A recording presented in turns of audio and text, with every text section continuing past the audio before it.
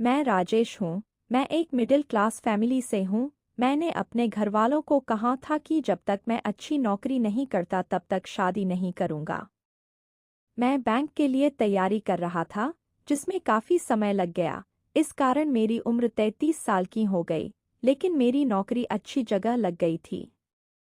अब मेरे घरवालों को मेरी शादी की चिंता सताने लगी थी। उन्होंने कई जगह मेरे रिश्ते की बात चलाई, लेकिन कुछ बात नहीं बनी। हर जगह कुछ ना कुछ समस्या हो जाती थी। इन्हीं सब बातों में 1 साल और बीत गया। मेरे मम्मी और पापा को अब ज्यादा टेंशन होने लगी थी। वो सुबह शाम बस मेरी शादी की ही फिक्र किया करते थे। लेकिन फिर एक दिन उनकी कोशिश रंग लाई। काफी दिनों तक ढूंढने के बाद एक रिश्ता आया था जो घरवालों को पसंद भी आया। वो लोग गांव के थे और हमसे गरीब थे।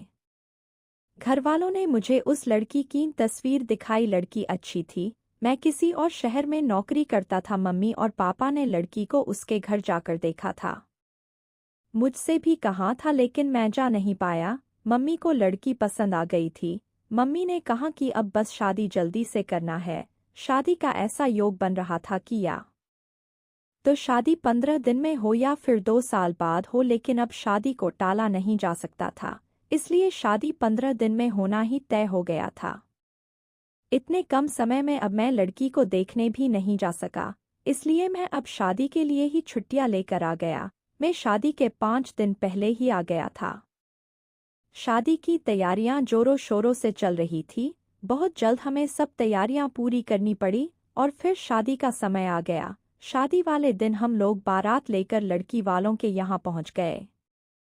वहाँ सबके चेहरे देखकर मुझे कुछ अजीब सा लगा था। मुझे एक छोटे कमरे में ठहराया गया। मैंने पापा से पूछा, पापा यहाँ सब ठीक है ना? पापा ने बोला सब ठीक है। शादी गांव की थी। फेरों के समय भी लड़की ने अपना मुंह घूंघट से ढाक रखा था। शादी के बाद विदाई होकर हम सब लोग अपने घर आ गए। घर आने पर मेरी सुहागरात के पहले ही मेरी मम्मी और पापा मुझे अकेले में ले जाकर कुछ ऐसा बताते हैं जो मैंने पहले कभी नहीं सुना था। उन्होंने बताया कि हमारे घर में एक रिवाज और प्रथा है कि शादी होने के 15 दिनों तक दूल्हा अपनी दुल्हन का मुंह नहीं देखता। मैंने बोला, यह क्या? आज से पहले तो अपने इसके बारे में मुझे पहले नहीं बताया। वो बोले कि पहले नहीं बता सकते थे क्योंकि पहले बताना अशुभ होता, इसलिए यह शादी के बाद ही बताया जाता है। मुझे समझ नहीं आ रहा था कि यह बात एकदम से कैसे आ गई, लेकिन फिर मम्मी पापा के ज्यादा जोर देने के बाद मुझे मानना ही पड़ा। पिताजी ने मुझे एक काला कपड़ा भी दिया। कहा कि इसे बांध कर ही कमरे में जाना, गलती से इसे खोलना नहीं। मेरे मन में कई तरह के सवाल और विचार आ रहे थे, लेकिन मुझे उनकी बात माननी ही पड़ी क्योंकि वो इस तरह से मुझे समझा रहे थे। मुझे उनकी आंखों में थोड़ा डर भी लगा, इसलिए मैंने उनकी बात मान ली। मैं काला कपड़ा लेकर अपने कमरे में गया, दरवाज़ा बंद किया और मेरी पत्नी बिस्तर पर मुंह ढाके पहले ही बैठी हुई थी। मैंने अभी काला कपड़ा अपनी आंख पर नहीं बांधा था। मैं उसके पास गया तो सबसे पहले जो उसने मुझसे पूछा, आपको मम्मी पापा ने सब समझा दिया है ना? मैंने पूछा, उन्होंने तुम्हें भी कहा है? वो बोली, हाँ मुझे भी उन्होंने कहा है और हमें उसका पालन करना होगा। आपको सिर्फ मेरा मुंह नहीं देखना है। 15 दिनों तक मेरी पत्नी मेरे सामने थी, लेकिन मैं उसका मुंह नहीं देख सकता था। मैंने अपना काला कपड़ा उसे दिया और उसकी ओर पीट करके बैठ गया। उसने कपड़ा मेरी आंखों में जोर से बांध दिया। कपड़ा बांधने के बाद मैंने उसके हाथों को अपने हाथों से छुआ। उसके हाथ बहुत ही कोमल थे। उसके बाद मैंने करीब आधी रात तक उससे बहुत सी बात की। मैं उसे नहीं देख पा रहा था, लेकिन उसकी तस्वीर मैंने देखी थी। इस तरह बंद आँखों के बीच हमारे नए जीवन की शुरुआत हो रही थी। दिन में भी इस बात का विशेष ध्यान रखना पड़ता था कि कहीं उसका मुंह ना दिखे। वो पूरा समय घूंघट में ही रहती थी। शादी के पहले प्यार क्या होता है, मुझे इसका पता नहीं था, लेकिन शादी के बाद मुझे अपनी पत्नी से प्यार हो गया था। मैं बड़ी बेसब्री से 15 दिन खत्म होने का इंतजार कर रहा था। दिन बीतते रहे और मेरा प्यार बढ़ता गया। आखिर 15 दिन हो गए। मैंने अपनी मम्मी और पापा से कहा कि आज 15 दिन पूरे हो गए हैं, कुछ पूजा या दूसरा उपाय तो नहीं करना। उन दोनों के चेहरे पर एक अजीब सी घबराहट थी। मुझे समझ नहीं आया कि क्यों वो लोग कुछ बोले क्यों नहीं। मैंने उनसे फिर पूछा कि क्या कुछ बात है, आप इस तरह से क्यों लग रहे हैं। वो बोले कुछ नहीं। उस रात मैं कमरे में गया। अब मेरे हाथ में काला कपड़ा नहीं था। मेरी पत्नी आज भी घूंघट ओढ़े बैठी थी। मैंने जाते ही उससे कहा कि आज यह घूंघट क्यों किया है। मेरी पत्नी मुझसे कहती है कि मैं आपसे कुछ सवाल पूछना चाहती हूँ। मैंने बोला पूछो। वो बोली आप मुझसे कितना प्यार करते हैं। मैंने बोला कि 15 दिनों में तुम्हें पता नहीं चला कि मैं तुम्हें कितना प्यार करता हूँ। उसने कहा कि इतने दिनों तक आपने मुझे देखा नहीं था। अब सोचो कि आपको ऐसा कुछ देखने को मिल जाए जो आपने सोचा भी नहीं था, तो भी आप मुझसे उतना ही प्यार करेंगे या नहीं। मुझे यह बात समझ नहीं आई। मैंने कहा कि तुम यह क्या बात कर रही हो, मैं तुमसे प्यार करूंगा, तुम मेरी पत्नी हो। वो चुप हो गई।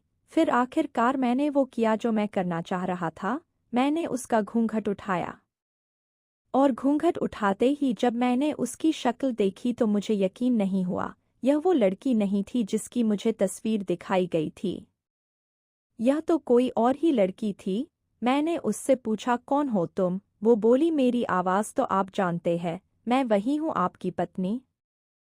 मैंने आवाज़ लगाकर अपने मम्मी और पापा को बुलाया। मेरी आवाज़ सुनकर वो कमरे में आए और मैंने उनसे बोला अच्छा तो यह सब नाटक आपने इसलिए किया। यह लड़की कौन है, आपने मुझे तस्वीर तो किसी और की दिखाई थी। उनके चेहरे पर घबराहट थी। मेरी माँ बोली बेटा हम इसी बात से डर रहे थे, बड़ी मुश्किलों से हमने तेरे लिए रिश्ता ढूंढा था। वो लड़की इसकी बड़ी बहन थी। शादी के 2 दिन पहले वो घर से चली गई। वो तुझसे शादी नहीं करना चाहती थी। यह लोग फिर शादी से मना करने लगे, लेकिन हमने इसके पिता पर दबाव डाला था, धमकाया था, पहचान बताई तो उन्होंने दबाव में उसकी 2 साल छोटी बहन से तेरी शादी करवा दी। हम तुझे बताते तो तू हमें ऐसा नहीं करने देता। सच जानकर तू कभी शादी नहीं करता, इसलिए तुझसे छिपाया। तुम दोनों सही मायने में पति पत्नी बन जाओ, इसलिए 15 दिन वाला नाटक किया ताकि बाद में तू इसे छोड़ नहीं सके। उनकी बात सुनकर मुझे यकीन नहीं हुआ। मैंने कहा कि आपने अपने बेटे की शादी के लिए किसी को धमकाया, आपने मुझे भी झूठ बोला, आपको शर्म नहीं आई। आपने इस लड़की की मर्जी के बिना जबरदस्ती मुझसे शादी करवा दी। उसके बाद भी यह आप लोगों की बात मान रही है। मम्मी और पापा बोले कि हमने यह सब तेरे लिए किया है बेटा। मैंने कहा यह आपने मेरे लिए नहीं अपने लिया किया, ताकि मेरी शादी के बोझ से आप बरी हो जाए। अगले दिन मैं बिना कुछ बोले सुबह अपने काम पर चला गया, लेकिन वहां जाने पर मुझे लगा कि इसमें उस लड़की की क्या गलती है। वो पहले ही जबरदस्ती का शिकार हुई है। मैं यही सोचता रहा और मुझे उसकी आवाज़ से भी प्यार हो गया था। मैं 2 दिन बाद ही अपने घर वापस आया। मैं उसे लेकर उसके घर गया, उसके घरवालों से माफ़ी मांगी। उनकी आंखों में आंसू थे। फिर मैंने उससे पूछा क्या तुम मुझसे प्यार करती हो। वो बोली कि मैं अपने आप को खुशकिस्मत मानती हूँ कि आप जैसा पति मुझे मिला। जो भी हुआ वो हम दोनों को मिलाने के लिए ही हुआ था। मैं आपके लिए और आप मेरे लिए ही बने थे, तभी अपने आप रास्ते बनते गए। उसकी इन्हीं बातों पर मैं उसे और ज़्यादा प्यार करने लगता हूँ।